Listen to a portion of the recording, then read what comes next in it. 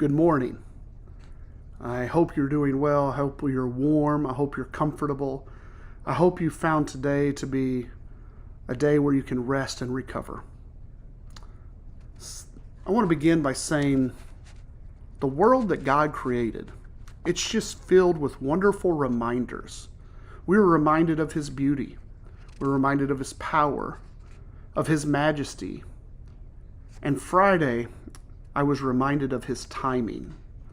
We have just ended the holiday season, a wonderful time where we could reunite with family and friends. It was a time where we could pause from the daily grind of work, as well as other obligations, and just be together with the ones we love. However, if your holidays were like ours, you also need time to rest and recover from the reunion with family and loved ones. Not because it wasn't enjoyable, but because it was busy. Maybe it was filled with travel. It required you sharing space with people that you don't normally share space with. And even though you are so thankful for that time, you are exhausted and need some rest. I want us to think back to Friday and maybe even look out this morning and notice the gift that God has given us. God called a stop to the normalcy and has offered to many a time of rest with Him, a time for Sabbath. Sometimes we need God to step in and slow us down. So many of us struggle to rest because we have conformed to the busyness of this age. Richard Swenson writes this: constant activity is a characteristic of our age. If we are not active, we feel slothful.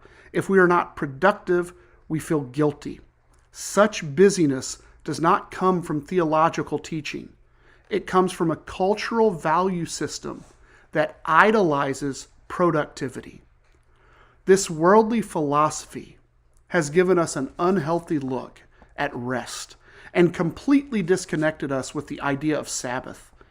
Ruth Haley Brown writes this about the Sabbath: the point of the Sabbath is to honor our need for a sane rhythm of work and rest. It is to honor our body's need for rest, the spirit's need for replenishment, and the soul's need to delight itself in God for God's own sake. Do we look at rest like this? More probable we struggle to rest, even when given the opportunity. If that's us, I want us to think about the importance of Sabbath rest, and I want us to learn from the example that Jesus left us. Listen to what Jesus told His disciples to do when they had returned from a mission He had sent them on. In Mark chapter 6, starting in verse 30, the apostles gather around Jesus and report to Him all that they had done and taught.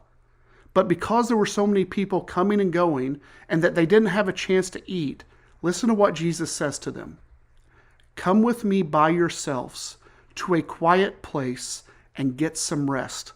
So they went away by themselves in a boat to a solitary place. Jesus knew the importance of resting one's body. Do we? The psalmist spoke of rest for the body, but also rest for the spirit and rest for the soul. One of the answers to a life bombarded by trouble and sorrow is rest for the soul that can only come in connection with God. Here's what Psalm 116 says: I love the Lord, for He heard my voice.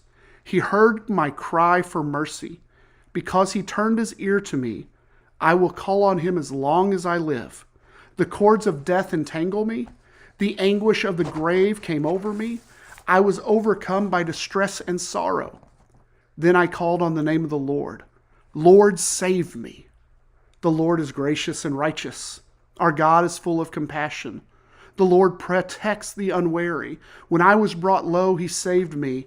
And all of this, listen to what the psalmist concludes with: return to your rest, my soul, for the Lord has been good to you. The more we recognize who God is and what God has done for us, our soul can find rest.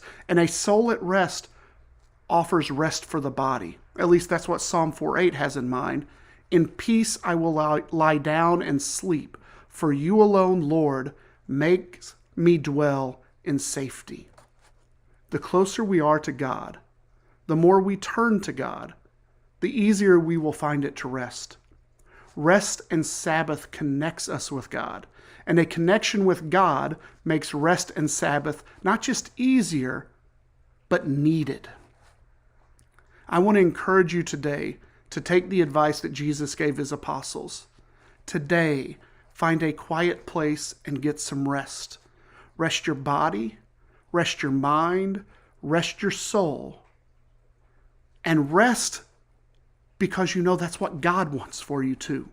Let God remind you of his goodness and love. Let God remind you that he is protecting you and he has you in his arms. And in that reminder, find the peaceful rest that only he can provide.